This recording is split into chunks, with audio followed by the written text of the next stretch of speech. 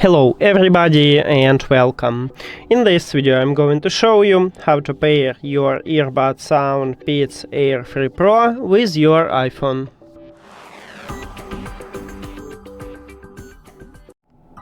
You have to start by open settings and then go to the Bluetooth.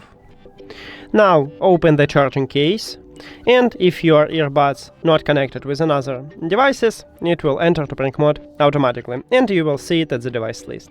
But also we can enter to prank mode manually. At the back side of the charging case we have connectional button. You need to press and hold it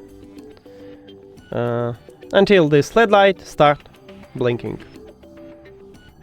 Here we go, and now we enter to prank mode manually, so we can also see it at the device list. Tap on it and we just connect it. That's it. Thank you for watching this video. If you found it helpful, please consider subscribing to the channel and leave the like on the video. See you later.